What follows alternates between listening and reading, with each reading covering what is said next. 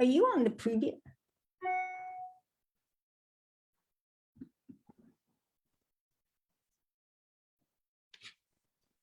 Hi, everybody. Welcome into the Zoom lecture today. We'll get started in just a few minutes while we wait for people to join the meeting.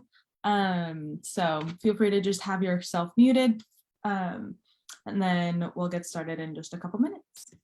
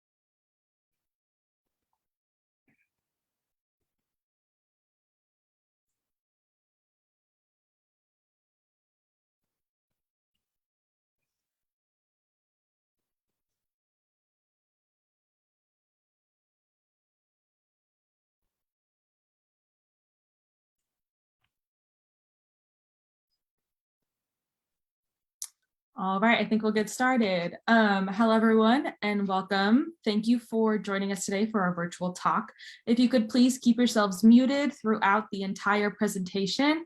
You can type your questions into the chat box at the bottom of your screen, and then our speaker will be happy to address any questions or comments at the end of the program. If you're joining us over Facebook Live, we welcome you as well. You can leave your comments in the chat, and then we will answer those questions as well at the end of the program.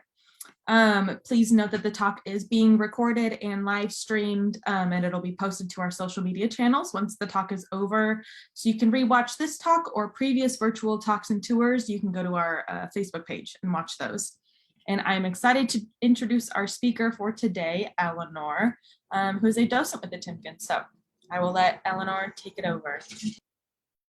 Yes, thank you, Taylor. Greetings and welcome to today's virtual tour of the Timken Museum. My name is Eleanor Merlin. I'm a docent, as Taylor said, with the museum, and I'm delighted to be with you for today's presentation entitled Mantegna and Bellini, Relatives and Rivals. It was more than the brotherhood of art that bound Andrea Mantegna and Giovanni Bellini. The Renaissance masters became brothers-in-law in 1453, when Mantegna married Bellini's sister Nicolosia.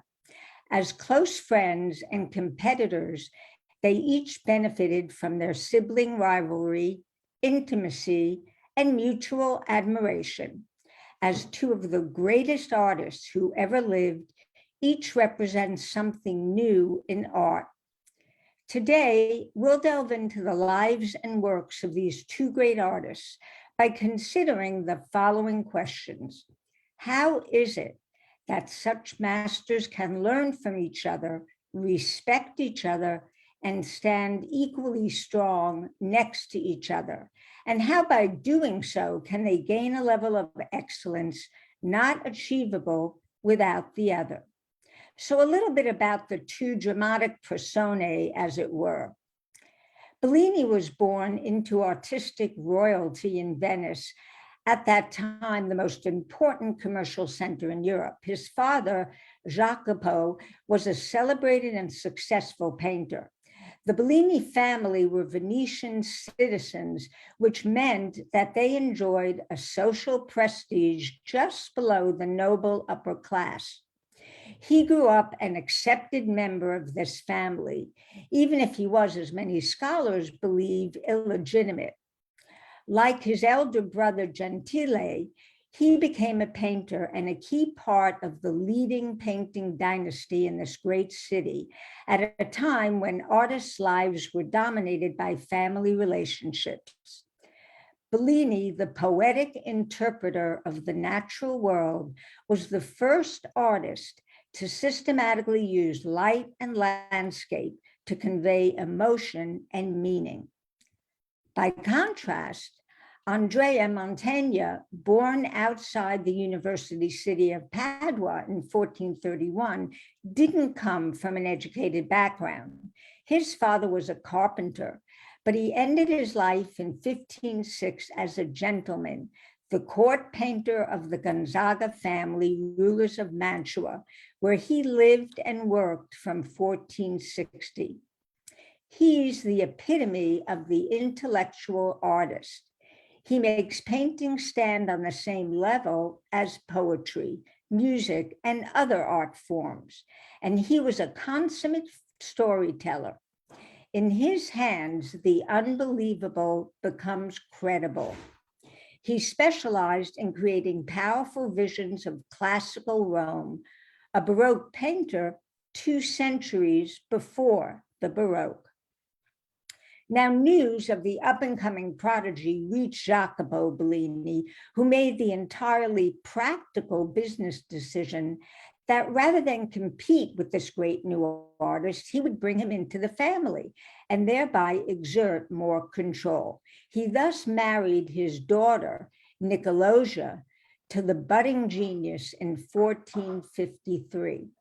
With this strategic alliance, the Bellinis, which included Giovanni's father, Jacopo, and the brother Gentile, extended the power of their family by co-opting one of the most extraordinary talents of the day, choosing to work with Mantegna rather than compete against him for commissions.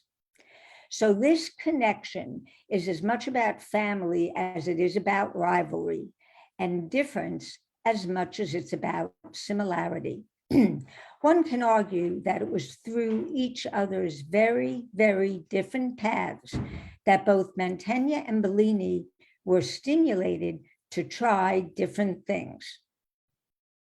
Now, the characteristic that perhaps makes Mantegna particularly brilliant is his ability to make the unbelievable seem believable. In some people's opinion, Andrea Mantegna was the forefather of the art of painting with an illusional magic, a style now used by many artists. Mantegna's commission here was to decorate the Camera degli Sposi, which was the bridal changer of the Palazzo Ducale in Mantua, home to the Gonzagas, Mantua's most powerful and influential family. It took him about 9 years and it was completed in 1473. One of the most remarkable portions of the decoration is the fictive oculus, or opening to the sky. And this shows how incredibly talented Mantegna was, not simply as an artist who was able to make the unbelievable seem real, but to create perspectival illusions of which you really don't see again until the work of Rubens in the 17th century. Mantegna was in some ways a Baroque painter, as we saw before the Baroque.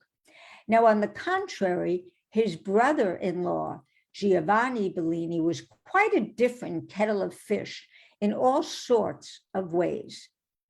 I'm showing you a detail from one of his landscape paintings. Bellini has been famed in his lifetime also, but in very different ways from Mantegna. He's celebrated as the beginner of the great Southern European landscape tradition. A Venetian artist, Marco Bocchini, who's also an art historian, was writing about 100 years after Bellini's death. And he says that Bellini brings springtime into painting, that he indeed represents springtime after a very cold and difficult winter. And in that comment, which is a very flowery one, I think you have the sense of how Bellini makes landscape not just a backdrop for his paintings, but together with his incredible use of color, his sophisticated understanding of light, the different times of day and night, he makes those together work as things which are not just a backdrop to his work, but actually gives it meaning, gives it emotional context, and gives it the thing that makes it ever so special. The two artists worked in radically different styles then. Mantegna's talent lay in his powers of invention, his mastery of storytelling, and his ability to bring the long dead world of classical antiquity to life. Bellini was no less innovative, pioneering the use of color, light, and mood in landscapes that he observed around Venice. He was the first to use landscape comprehensively to convey emotion. Now, the earliest paintings these painters left us have coincidentally the same subject, Saint Jerome. We already see in Mantegna's work sculpted figures. The detail comes more prominent. In Bellini's fiction, the introduction of a glowing use of color, as well as an intimate feeling for landscape. About a year after his marriage to Nicolosia, remember that was Giovanni's sister, Mantegna paints a work called The Presentation of Christ in the Temple, and he paints it in commemoration of the birth of their first child. And you might think that's a rather surprising thing to say, because although this picture shows a child, the child is clearly not Nicolosia's and Mantegna's child. The child is the Christ child, and he's being presented by his mother Mary and her husband Joseph to the high priest Simeon in the temple. It's an episode which we know from the New Testament takes place just before Christ's circumcision. You can sense here some of the agitation, I think, of the young virgin, the young mother, in that she's not quite sure whether to hand her child over because she knows what's going to happen. And some people see this episode as premonition of what's going to happen to Christ, his ultimate sacrifice on the cross. Now notice the two figures on the far right and left who appear to play no part in the scene, looking rather to the left, not directly at us, and wearing 15th century dress rather than the biblical attire of the other people. Quite likely, these two figures are Mantegna and his wife, Nicolosia. This is further supported by the fact that all the other figures are depicted with an aureola, indicated their status as sacred figures. Mantegna uses his favored technique of trompe-l'oeil to make Mary's arm and the cushion on which the Christ child rests appear to thrust out of the painting.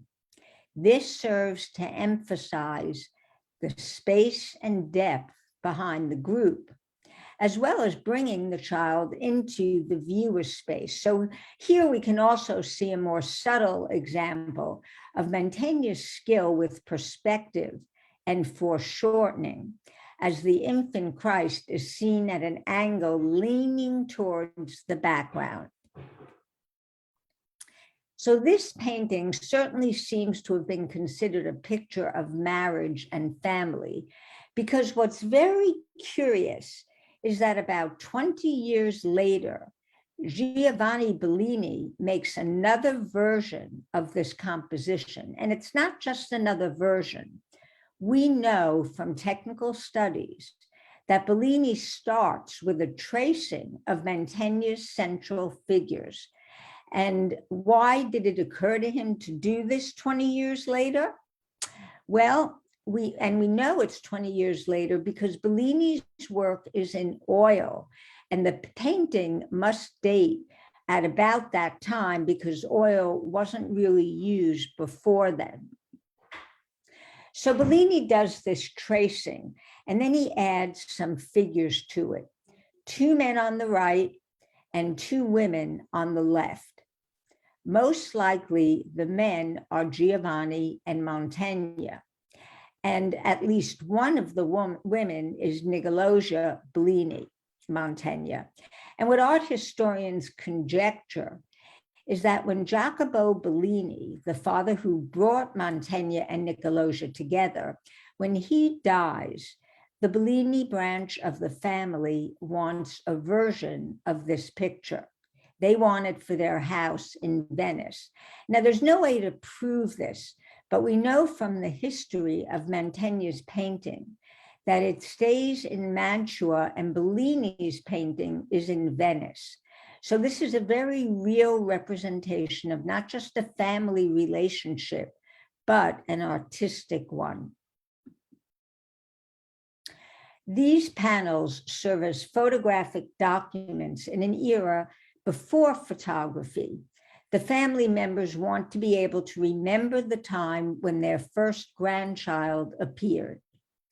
Everyone is serious because they're recording their relationship to the new life in the family, and because they hope the paintings will further their own ties to the holy idols. The first grandchild changes all the relationships, and both panels are refreshingly honest about the tensions as well as the tenderness seen mainly in Mary's embrace of the child in both paintings.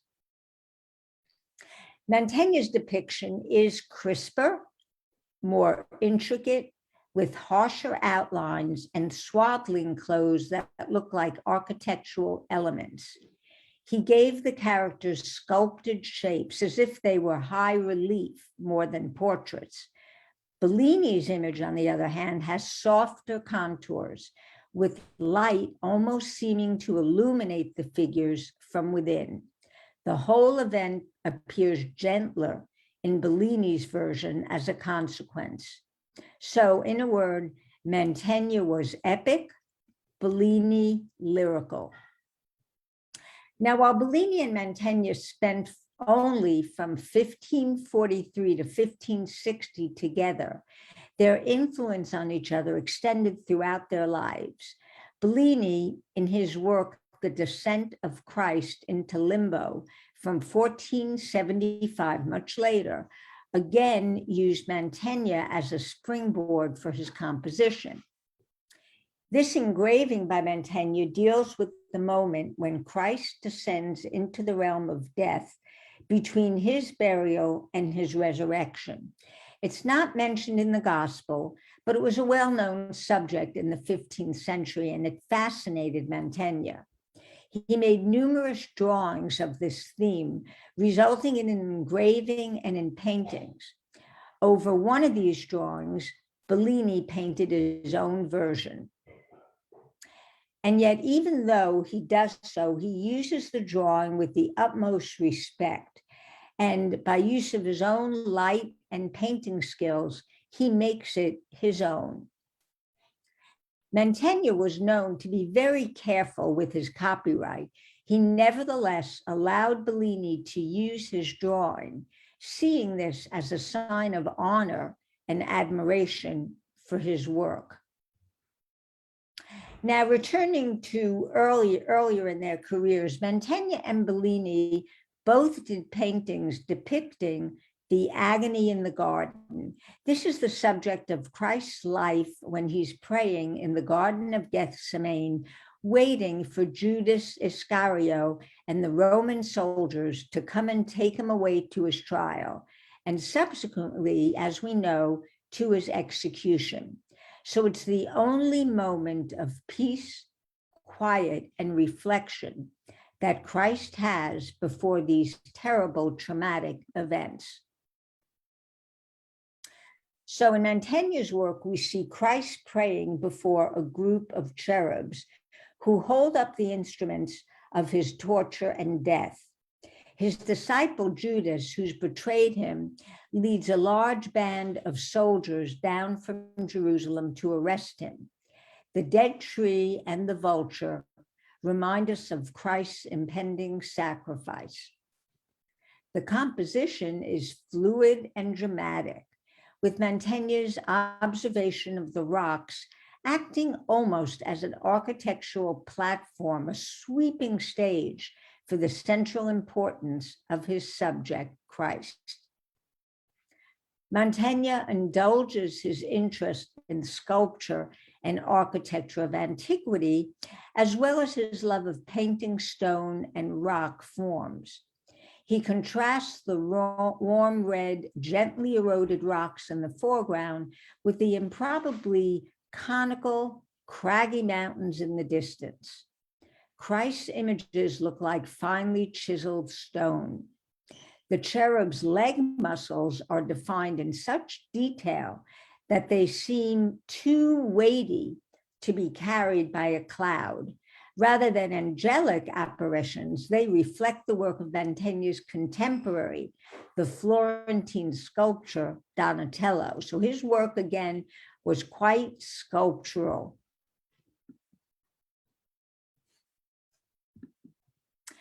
And let's look a bit closer at the three disciples, Peter, James, and John. They were meant to be keeping watch, but they've fallen asleep. And they look like statues of Roman emperors and togas, and astonishing in terms of their perspectival position. Mantegna's use of foreshortening, the device to have something at the front of the painting seem as if it's coming at you. He uses this very well. It's very difficult to do. And Mantegna is the first person in the Western tradition since antiquity, as far as we know, to master it. So the painting shows what he's absolutely brilliant at. Now, within 5 years of Mantegna's work, Bellini takes on the same subject, including the same figures, but while Mantegna's painting is packed and stacked with lines and planes of the busy terraces of rocks and road and distant buildings, Bellini's composition is much more open. It's a more expansive landscape, physically larger. And what Bellini seems to do, as he often does, is he condenses the narrative into a very few figures. The whole scene is pared down by him. There's less detail, less architecture, and the figures of Judas and his followers, as well as the one cherub, not a group of them, are merely suggestions in the distance. And Bellini here is trying to do foreshortening as well, very much copying his brother-in-law. But although this is something he masters later, at this time, it's just technically too much for him, though it is a completely magnificent picture. And what's most magnificent is that it's a picture where landscape and light are at the heart of the meaning. You wouldn't need to know what happens in Christ's narrative and that it ends ultimately in Christ's resurrection, because Bellini tells you this by subtle devices. Particularly, I think, the light of dawn, which is just breaking through the clouds in the background, peppering and coloring the edges of them in that wonderful dawn sky rising above the hill towns in the background. It's a very realistic depiction of dawn and a very subtle evocation of the fact that though Christ has many immediate traumas ahead, ultimately, everything is going to be all right. So both pictures really work in some sorts of ways as a calling card as to what each artist can do. So Bellini is someone for whom landscape is very important. It really is what makes his pictures sing, what makes them come alive, and what has made them for centuries so beloved throughout the world. And here's a detail of a small altarpiece, the figure of Christ in resurrection. Bellini tells his narrative through the light of dawn, even more than in the agony in the garden. This absolutely dominates the painting. You'll notice that some parts of the painting are in darkness and some parts in light. And Bellini is very skilled in the way he plays with the light. In many of his paintings, he thinks of the specific places where the paintings will be looked at. And if you go back to where the paintings were made, or in the rare case, if they're still in their original location, you'll see that the pictures change at different times of day, according to the way in which the light plays on them. The growing interest in perspective, in the natural sciences, and in geological phenomena prevalent during the artistic careers of Mantegna and Bellini, for the most part, supplanted painting on gold leaf ground. Landscape was increasingly afforded more space in depiction of episodes from the life of Christ, and especially in the pictures of saints. Often the landscape reflects something of the represented events, such as the atmosphere of mourning in the resurrection, or it illustrates the context, such as in the striking cave of the hermit, Saint Jerome, which we saw in our first set of paintings. Bellini used landscape to create atmosphere, while a veristic depiction was crucial for Mantegna. Bellini was one of the first artists celebrated for his ability to transmit emotions through landscape, and thus perhaps the first landscape painter. Now, this dialogue did also go the other way around. Mantegna admired Bellini's use of light and landscape greatly, and in a different way is also a great landscape painter. He's probably one of the first artists to show an accurate topographical view of a place. A wonderful example of this is Mantegna's rendition of the Death of the Virgin Mary. In this painting, he set special attention to the view out of the window, very much in Bellini's style. The top half of the composition is devoted to a poetically serene view of Mantua, framed by the sea and the sky, which is directly related to the sweeping views created by his brother-in-law. This is probably the view from the castle chapel of the Gonzaga family in Mantua, where Mantegna moved in 1460 to become the court painter. And here is Mantegna's presentation of the Pietà, or Christ on his tomb, supported by two angels. Take a look at the way Mantegna, in a very Bellinian way, begins to marshal the light and the play that it makes on the landscape in a similar but not identical way in which Bellini did in the Resurrection we just looked at.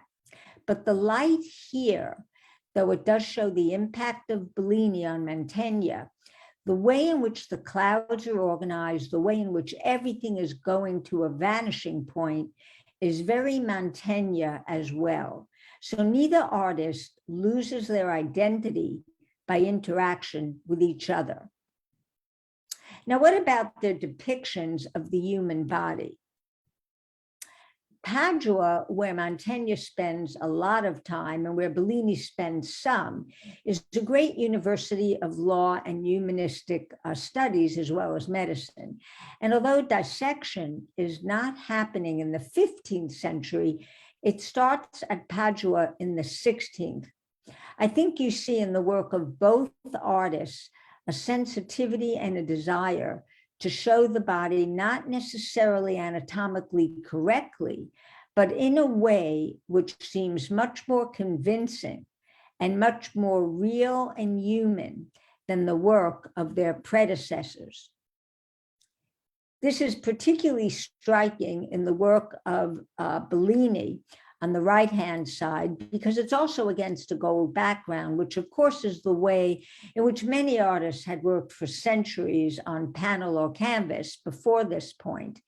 And in Mantegna and Bellini, we see two of the first artists to move away from that and work in a much more naturalistic and what we would see as the roots of Western art type of manner.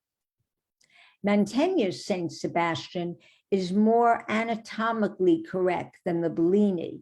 And you see here the great interest Mantegna has in classical antiquity from the damaged relief of the bacchanalic scene happening in the foreground and the column to which this figure of Saint Sebastian is attached. Mantegna's fascination with the classical is even embedded in the clouds, which are painted in the shape of a horseman to represent Saturn, who's associated with the passage of time. And perhaps even more so, you can see Mantegna's great pride in his abilities, one which is much less obvious in the work of Bellini. And I know you can't easily see it, but I wanted to note that Mantegna includes his signature in Greek inscribed on the column along the right side of his painting. He was never a man who wasn't going to trumpet very rightfully his great artistic success. So Mantegna was the first artist to really make the world of the classical past seem actually believable and seem something that's happening alive at this moment.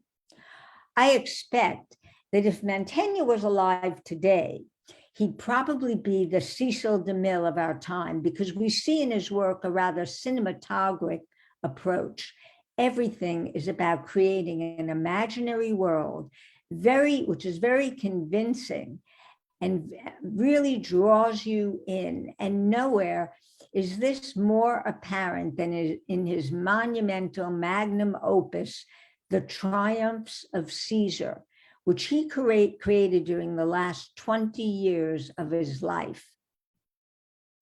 The full cycle actually consists of 9 panels. This one, which is the vase bearers, it's the 4th one, and probably for a member of the Gonzaga family. So what Mantegna does is that he reads lots and lots of ancient sources, and he looks at lots of the remains of classical buildings, classical inscriptions, and he brings them all together in a coherent whole. If you look to the top right-hand side of the picture, you'll see a view of ruined Roman buildings. This picture dates just after the time we know that Mantegna visited Rome for the first time. So we start showing Roman antiquities rather than those he would have seen in northeastern Italy. Very movingly, in a letter from the late 1480s, he refers to them as my triumphs. And although they're the triumphs of Julius Caesar, they're really the triumphs of Mantegna and his art. It's a wonderful picture, and just the sort of work for which Mantegna is most famed, and which succeeding artists, for example, Rubens and others, would look to as to what you should be aiming for in your artistic production. Another subject in which Mantegna specializes are these very complicated allegories. And this is the expulsion of the vices from the Garden of the Virtues, a painting that was made for his last most significant patron, Isabella d'Este, who came to Mantua in 1490 as the 16-year-old bride of the Marquess. Isabella, unlike Nicolosia Bellini, and unlike most women in the 15th century, had the benefit of a very wide-ranging and erudite education. She knew classical languages, very interested in music. She knew many foreign modern languages as well, and fascinated by the worlds of history and literature. She was also, and we know this from her correspondence, one of the most determined people who lived in the 15th and 16th century, possibly one of the most determined ever. She never gave up, and she was desperate for a lot of the artists to work for her. And the one who had to work hardest for her was Mantegna, because he was her court painter. And he painted this work, of course. Now, while no contract exists for this painting, correspondence informs us of the compromises required between the strong-willed Isabella, who had some very definite ideas about how she wanted this illustration done, and Mantegna, who was not used to taking direction. So here we have Mantegna, the consummate storyteller, magical in making this totally made-up subject seem convincing. On the left of the picture, we have the Greek goddess of wisdom, Pallas Athena, known to the Romans as Minerva. She's got a spear in hand as she rushes towards and drives away the various malformed, monstrous vices in order to reestablish the reign and the rule of virtue, who we see imprisoned in the olive tree on the far left. It's a wonderful, complex work, and exactly what Isabella wanted for her studio, where she kept these types of paintings and which were intended to give enjoyment and delight for many years. Now, Isabella also wanted pictures by other artists in Mantua. She wanted them in conjunction with Mantegna's works, and key of which, of course, she wanted Mantegna's brother-in-law, Giovanni Bellini. And there's fascinating correspondence between her and her agents in Venice, between Isabella and her agents in Venice, saying that more than anything, she wants Bellini. And what he's reported to have said is that he doesn't want to be seen doing something that his brother-in-law Mantegna would do out of respect and honor for him. So some scholars have interpreted this to mean Bellini really couldn't do this type of painting. And it's clear that he didn't want to do it for Isabella, because finally, begrudgingly, he sends her a painting, but it's a nativity, the type of holy conversation in a landscape in which he specialized and felt comfortable. And while it's not the type of picture she wants, Isabella has no choice but to accept it, because she really wants a work by Bellini. Sadly, this work has disappeared. Now, Bellini, meanwhile, shows that he certainly can do the type of painting Isabella wanted.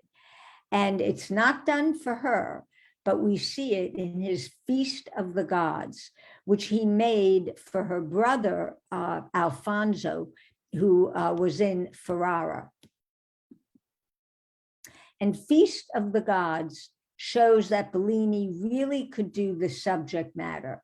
But it's curious, he doesn't start doing it until Mantegna dies.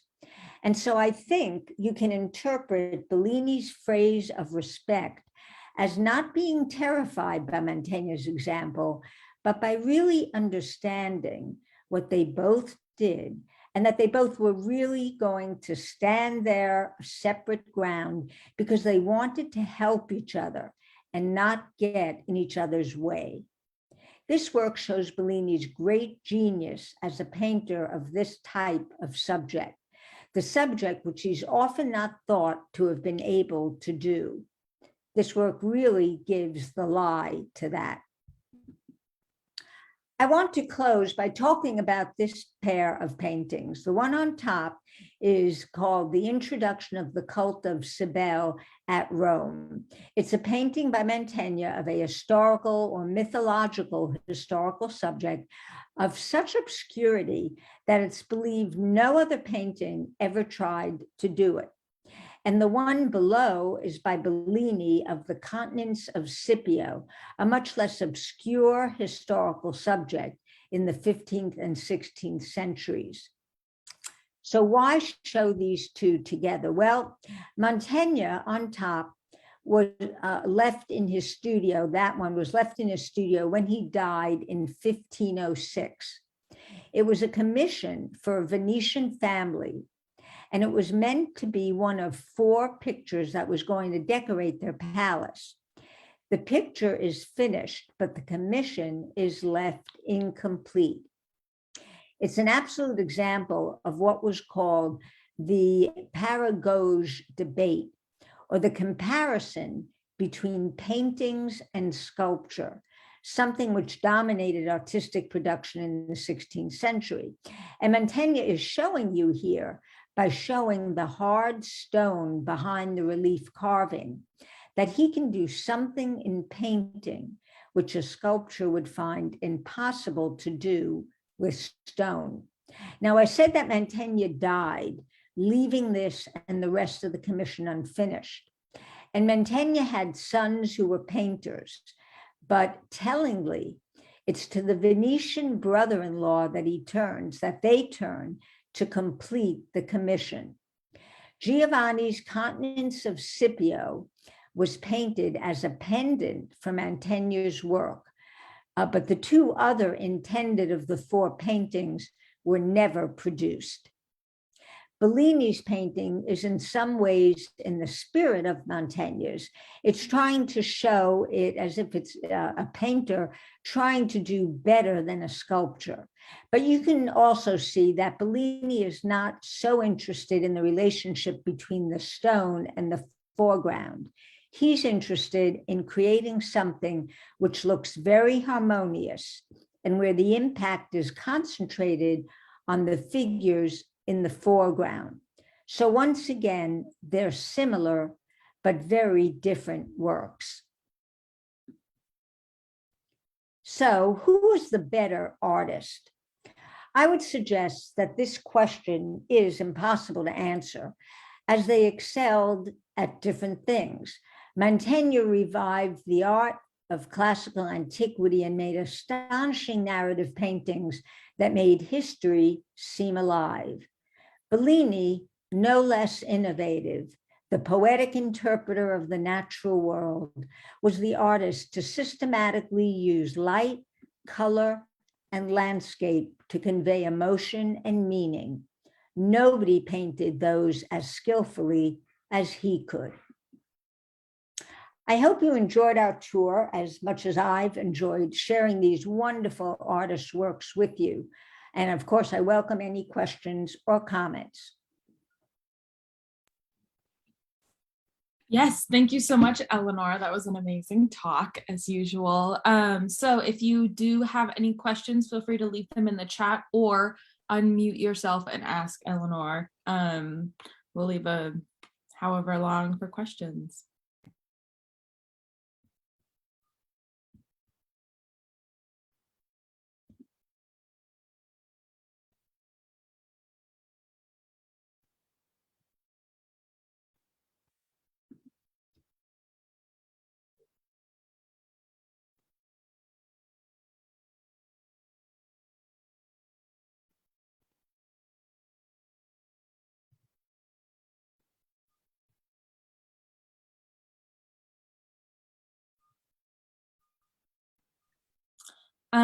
Ellen asked, please remind me of Isabella's last name. Isabella d'Este.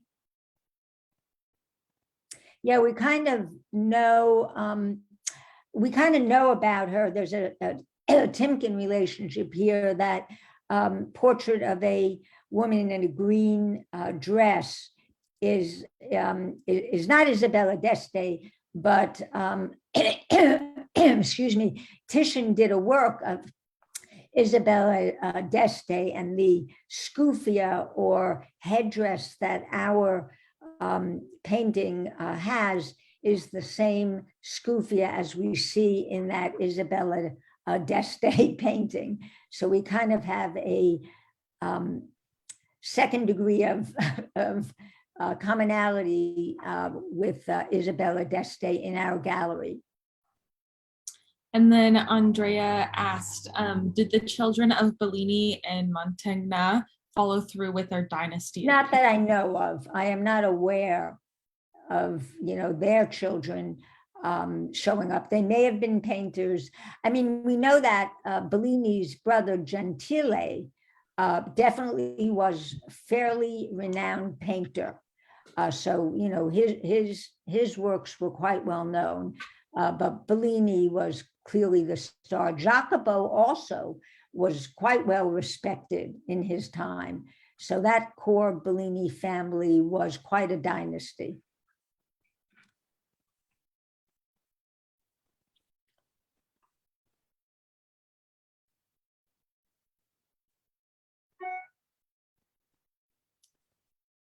All right, if there aren't any more questions, I'd like to say again a great big thank you to Eleanor for today's lecture. And if you guys would like to learn about any more upcoming lectures like next week's or any in the future or other events from the Timken, please check out our events page on the Timken website. There should just be like a little button at the top that says events. Click on that and then check out any one of our upcoming events. I'd love to see you next week on Thursday for another virtual tour. Thank you everybody for joining, and we will see you next week. Bye everybody. Thanks everyone.